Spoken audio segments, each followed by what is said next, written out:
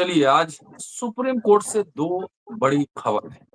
एक SIR, supreme court का कहना है कि बड़ी संख्या में लोगों को मतदाता सूची में बाहर रखा तो तुरंत हस्तक्षेप करेंगे। एसआईआर पर सुप्रीम कोर्ट सुनवाई 12 तारीख को, फाइनल सुनवाई 12 तारीख को होगी। दूसरा मसला है cash at home justice Yashwant Verma. पूरे प्रकरण में कई वीडियो हम बना चुके हैं, उन पर भी सुनवाई हुई और कई तीखे सवाल सुप्रीम कोर्ट ने पूछे। मसलन कि आप क्या जो इंक्वायरी कमेटी है उसके सामने पेश हुए या नहीं हुए, पेश हुए तो क्या है, और उस पार्लियामेंट में भी महायोग लाने की तैयारी चल रही है। इस मामले में ऑर्डर सुरक्षित रख लिया गया है। क्या है मामला, दोनों विषयों पर बात होगी इस एपिसोड में। हमारे साथ जेपी सिंह साहब हैं, आप लगातार सुन रहे हैं, और कानूनविद भी हैं, जर्नलिस्ट एडिटर सब हैं, और कानून और राजनीति पे इनकी वैसी भी पैनी नजर रहती है। चलते हैं कि आज क्या क्या हुआ सुप्रीम कोर्ट में इन दो महत्वपूर्ण फैसलों को लेकर। एसआईआर पर प्रशांत भूषण भी आज सुप्रीम कोर्ट में अपीयर हुए थे। स्वागत है सर जी।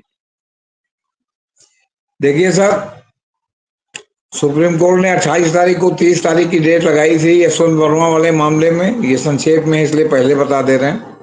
जी तो आज बहस के बाद उन्होंने याचिका पर फैसला सुरक्षित रख लिया और सुप्रीम कोर्ट के ऑब्जर्वेशन में था कि भाई जस्टिस खन्ना ने जो राष्ट्रपति और उनको सूचना दी इसमें कुछ भी गलत नहीं था, क्योंकि वही अपॉइंटिंग अथॉरिटी हैं। जी बाकी अगर कोई भी आदमी का आचरण में दुराचरण होगा तो भाई उसका जो है संज्ञान तो सुप्रीम कोर्ट लेगा ही। अगर सुप्रीम कोर्ट माने न्यायपालिका से ही संबंधित कोई मतलब व्यक्ति है तो उसके अगर आचरण में दुराचरण कदाचरण होगा तो सुप्रीम कोर्ट उसकी सुनवाई लेगा, करेगा ही।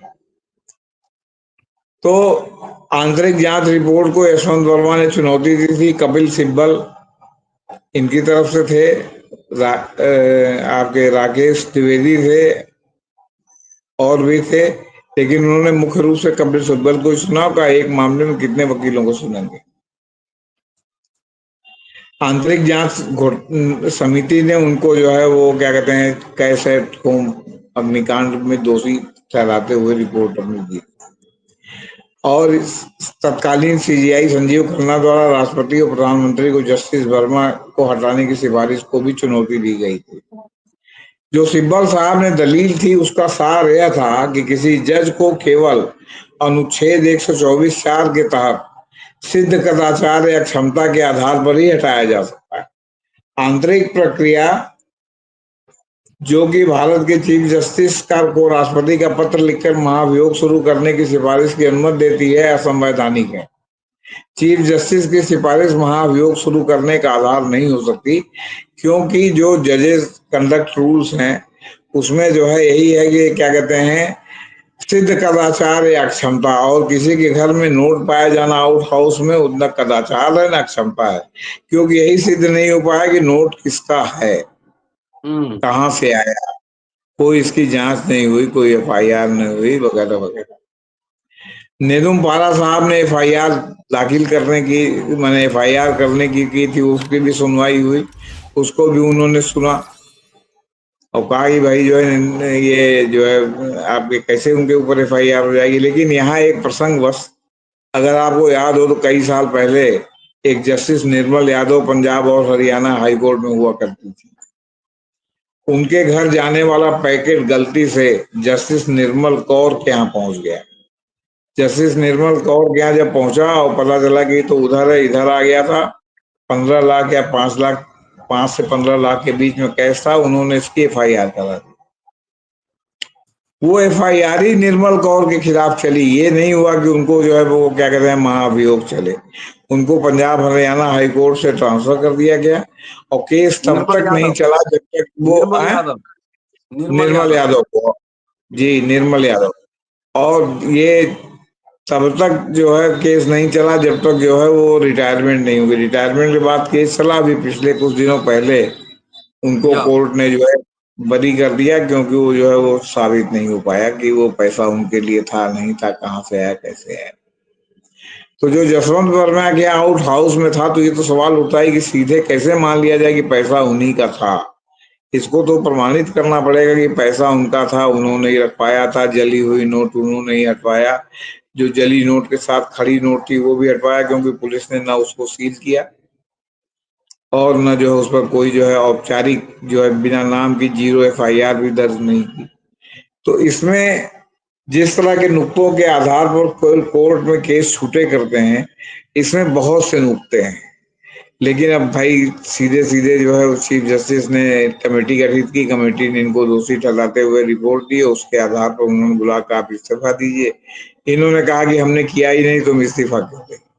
और उसके खिलाफ उसके बाद जो है उन्होंने महाभियोग की सिफारिश कर दी, या जज रिमूवल कहा जाता है, जज रिमूवल की सिफारिश कर दी, जो महाअभियोग प्रस्ताव जैसी ही होती है और सेम टू सेम पैटर्न पर होती है, उससे कोई अलग नहीं होती। इसमें कपिल सिब्बल ने संवैधानिक सवाल अनुच्छेद 122(4) का उठाया है कि सिद्ध कदाचार या क्षमता के आधार पर ही किसी को जज को हटाया जा सकता है।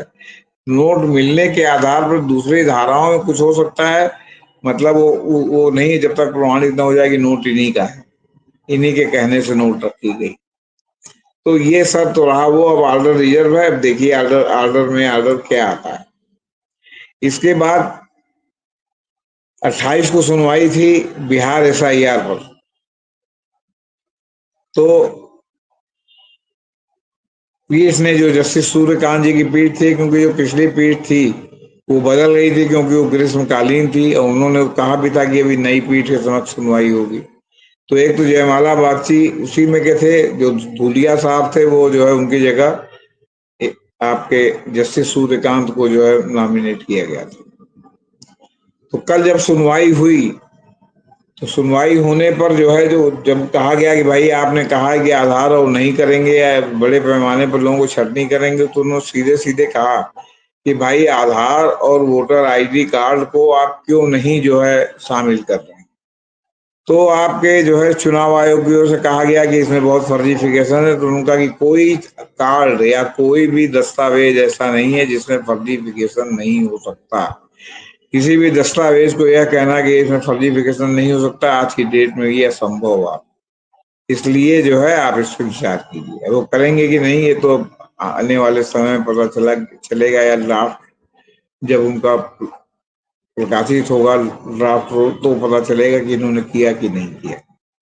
फिर दूसरा उन्होंने कहा, जयमाल बागची ने कहा कि आप कह रहे हैं कि बहुत लोगों को मरने के नाम पर निकाला जा रहा है, तो आप 15 लोगों को ले आइए जो इनके हिसाब से मर चुके हैं चुनाव आयोग के हिसाब से, लेकिन वो जीवित हैं।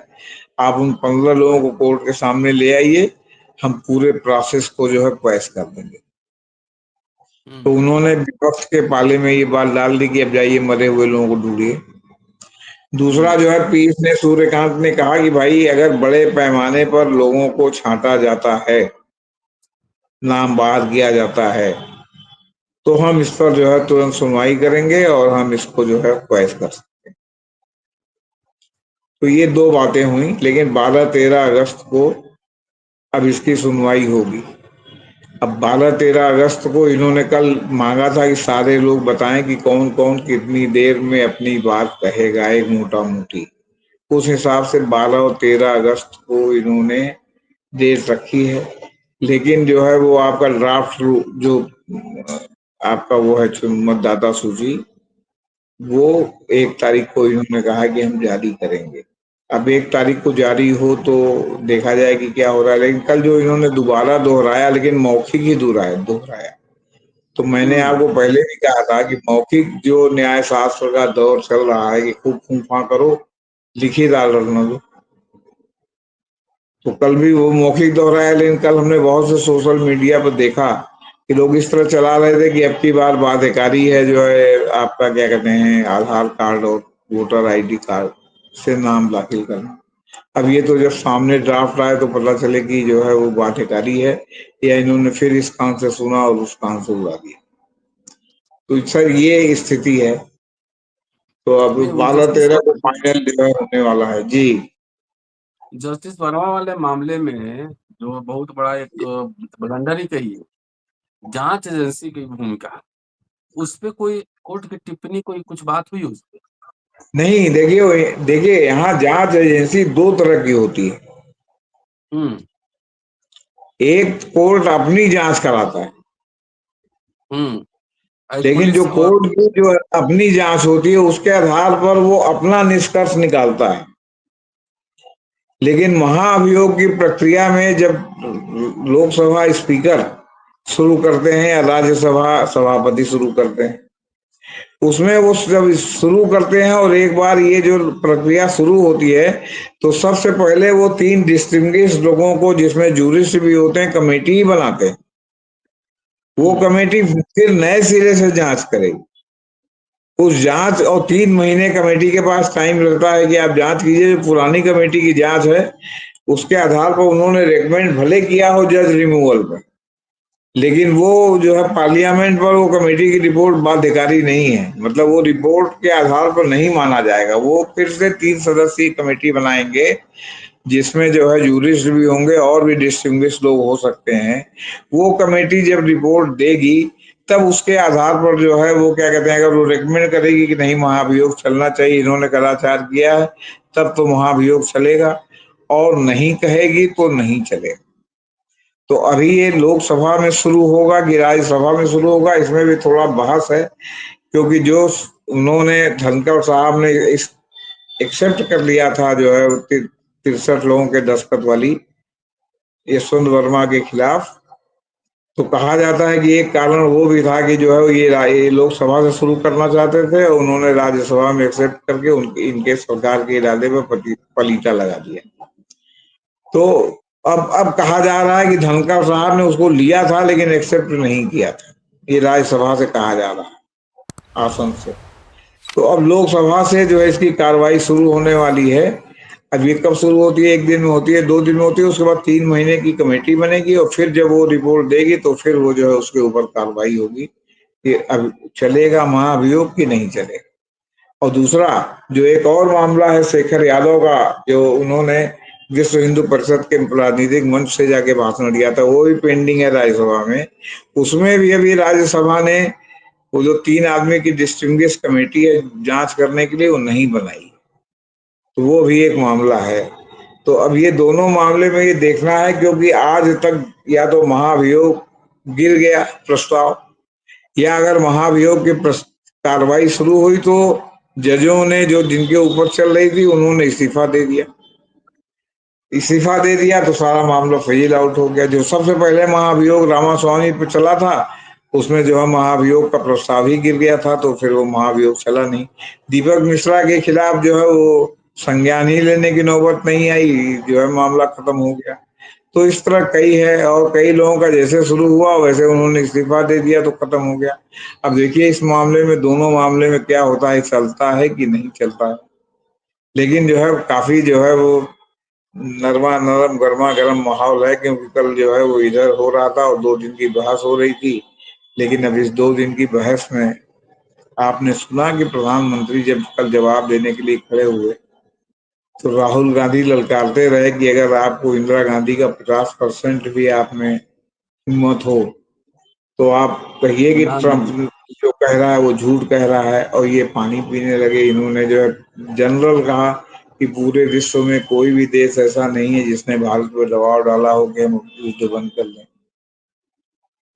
उन्होंने ट्रम्प का नाम लिया, न चीन का नाम लिया कि चीन जो है पाकिस्तान की मदद कर रहा था। और मेरा ख्याल है टर्की का भी नाम नहीं लिया, क्योंकि टर्की भी पाकिस्तान की मदद कर रहा था। टर्की या तुर्की जो भी कहिए। हम्म। तो ये सब है मामला। 2-3 दिन से काफी गर्म है, चाहे जुडिशरी में मामला हो और चाहे आपका क्या कहते हैं संसद में। पार्लियामेंट में मामला हो, संसद में मामला हो। और एफआईआर को लेके मामला प्रेसिपिटेट होने की स्थिति में आ गया है, क्योंकि आज 30 तारीख है, कल एक कल 31 है और परसों 1 तारीख है। 1 तारीख को ड्राफ्ट आना है। और कल के फैसले के बाद सुप्रीम कोर्ट ने भी चुप्पी साध ली है। सुप्रीम कोर्ट कह रहे हैं, चुनाव आयोग ने भी चुप्पी साध ली है कि भाई कल का जो उन्होंने फिर से आदेश दिया है, तो क्या वो ड्राफ्ट में वोटर आईडी कार्ड और जो है आधार शामिल करेगा कि नहीं करेगा। अभी तो जब ड्राफ्ट आएगा तभी पता चलेगा। ऐसे उम्मीद की जा रही है, आशंका जताई जा रही है कि 60-65 लाख लोगों का नाम बाहर होगा।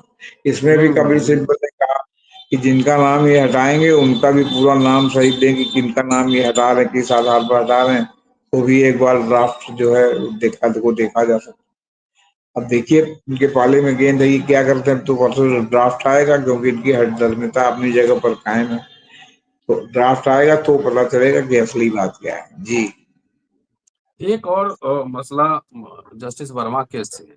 मामला सुप्रीम जी। कोर्ट में भी है और संसद में भी। अगर संसद से मान लीजिए कि अगर बरी हो गए, सॉरी सुप्रीम कोर्ट से बरी हो गए, तो फिर संसद में क्या होगा? अब ये तो टेक्निकल मामला और कानूनी मामला है सर। अभी देखिए ये सुप्रीम कोर्ट अपने ही आदेश को उल्टेगा ऐसा तो मैं नहीं समझता। अच्छा। लेकिन जो इन्होंने कानूनी प्रश्न उठाए हैं, उस कानूनी प्रश्न का जवाब तो जो है सुप्रीम कोर्ट को देना चाहिए, और देता है कि जो कानूनी प्रश्न उठते हैं, और कानून को ही परिभाषित करने की अदालत है कि ये जो आपका 122(4) है ये इसमें लागू होगा कि नहीं लागू होगा, और लागू होगा तो किस तरह लागू होगा। अभी जो नोट भी बरामद हुई, ये भी जो है क्या कहते हैं, व्यवहारिक कदाचार में शामिल है कि नहीं है। ये तो सुप्रीम कोर्ट इसका जो भी अपना जजमेंट देगा उसमें ये जो प्रश्न उठाए हैं इसका जवाब देगा। तो ये जवाब देने पर हम लोग बहस करेंगे कि इन्होंने क्या जवाब, सुप्रीम कोर्ट ने इनका जो है बहस में क्या जवाब दिया। तब ये पता चलेगा कि जो है इधर जाएगा मामला कि उधर जाएगा। जी चलिए एक सवाल एसआईआर से और ले लेते हैं। पहले कुत्ता के नाम पे, डॉगी बाबू के नाम पे बन गया आवासीय प्रमाण पत्र। उनके पिता का नाम भी लिखा गया कुत्ता बाबू। और अभी सुने हैं कि ट्रैक्टर के नाम पे भी बन गया है। तो ये क्या, ये एविडेंस नहीं है? वो तो चल ही रहा है सब। देखिए, हमने विदेश। आपसे उसी दिन कहा कि बहुत पहले से कहा जाता है कि Bihar is not state, only state, state Bihar of is a mind. Nation.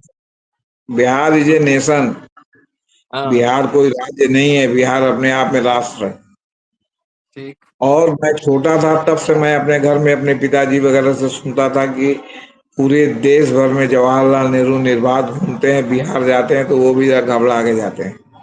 क्योंकि बिहार में जवाहरलाल नेहरू का भी विरोध जो है उतनी ही शिद्दत से होता है जितना किसी और का होता है, रहा है। हम्म।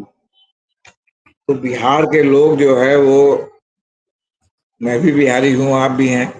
बिहार के हम्म। लोग, हम लोग जो है एक राष्ट्र को बिलोंग करते हैं। हम लोग अकेले एक जो है राज्य को बिलोंग नहीं करते। भले हम लोगों को राज्य की सीमा में बांधने की कोशिश की गई हो, उत्तर हम्म। झारखंड अलग करके छांटने की कोशिश की गई, लेकिन हम जो है वो नहीं। और बिहार जो आपका देश में जातिवाद का जहर फैला हुआ है उसका सबसे फोकल पॉइंट बिहार। हम्म। बिहार में कोई कह ही नहीं सकता कि जाति मत। वहां तो रास्ता चलते आदमी से जो है उसके वेशभूषा को देख के लोग पूछते कि भाई, या तो आदर सब सूचक में पूछेंगे कि कौआ लुआ कहाँ जाई, कौना गांव के हैं, या पूछेंगे कहाँ जीवा हो, कौना गांव के हो, कौन बिरादरी हो। और वहां लोग बिरादरी बताने में शर्माते भी नहीं है, ये भी जानते। हम्म। जहां पूछा कि हम्म। कौन बिरादरी को, बता दिया कि हम इस बिरादरी।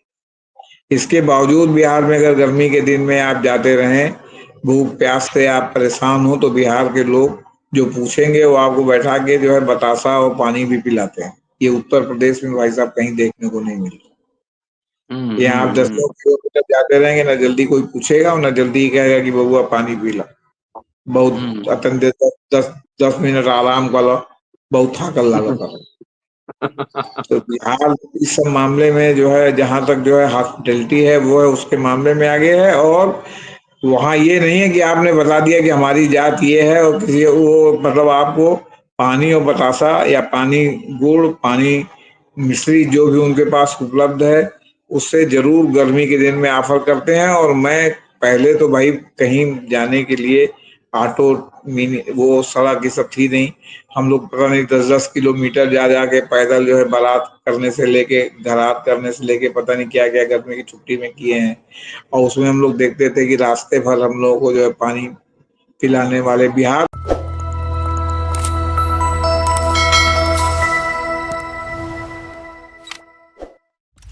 बलिया ये चले भी जाइए। कल्चर है। हाँ, पूर्वी कल्चर है। हम्म। पूर्वी कल्चर है, पूरी तरह पूर्वी कल्चर है आपको। और आप किसी भी बिरादरी के हो, ये महत्वपूर्ण नहीं है। आप अगर धूप में जा रहे हैं तो लोग मुझे कहा हो है इतना दोपहरिया बाद 10 मिनट आराम कर लो तब देखिए कौन भी याद रहेगा कहाँ जाता रहा ला आवा आवा तेरे पानी उन्हें पी के जा था तो रास्ता में उलट जीवा बहुत तेज लू चला था। हम्म। तो ये वहाँ की हॉस्पिटैलिटी है सर। ये इसको कोई जो है ये सब जगह से खराबी नहीं होता कुछ अच्छाई भी होती है। तो तो चुनाव आयोग को भी चूना लगा दिया, सब डॉगी बाबू के नाम पे, ट्रैक्टर के नाम पे बनवा दिया तो। हमने आपको बताया था कि नहीं कि वो तो इसका कभी रिसर्च ही नहीं हुआ कि कितने लोगों ने अपनी जमींदारी डागी बाबू कुत्ता बाबू हाथी बाबू घोड़ा बाबू के नाम पर बचाई होगी। घोड़े का नाम हाँ। युद्धवीर सिंह। घोड़े का नाम हम्म। युद्धवीर सिंह के नाम पर 50 बीघा खेत। समझे कि नहीं आप। ये बिहार है कि जहाँ लोग हाँ। अपने ही गले लड़के का गला रेत करके अपने पड़ोसी को फंसा देते हैं। कहीं बबुआ तो नहीं गला पर छुरी चलवा ले तबे साला वो मानेंगे ऐसे ना माने। और उसके बाद अस्पताल में बबुआ ठीक हो रहे हैं तो धीरे से सर हिला दिया कि बबुआ जल्दी ठीक ना होने पाएगी जल्दी साला पक्का जेल जाए। ये बिहार में ही संभव है। ये दूसरे स्टेट में संभव नहीं है कि अपना ही गला काट के जो है विरोधी को मकाने के लिए अपना ही गला काट के जो है अपने लड़के का गला काट। पता चला 3 दिन बाद बबुआ चल गिले। अब बबुआ ने जाते अपने जाते अपने डाइंग अपने डिक्लेरेशन दिया कि जो है हमको उसने नहीं काटा हमारे बापे ने जो है केस बनाने के लिए काट दिया है। ये भी बिहार में ही संभव। अपने घर पे बम मार के 5 लोगों को डकैती में फंसा दिया।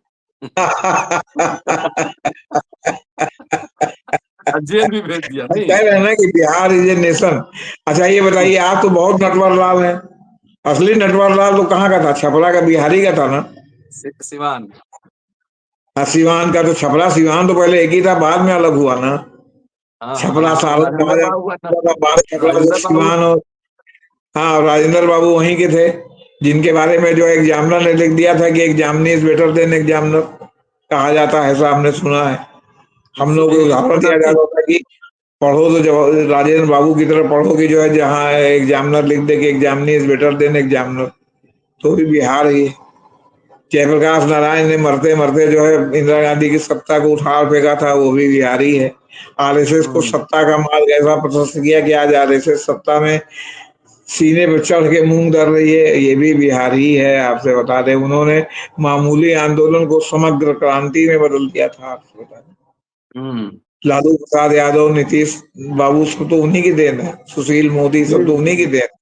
जो जी जी। उन्होंने जिस समय से ये रचना की उसके बाद बिहार में सामाजिक क्रांति के अलावा वो भले किसी के साथ गलबहियां किए हों किसी और को मौका मिला हम्म। किसी को मौका नहीं मिला।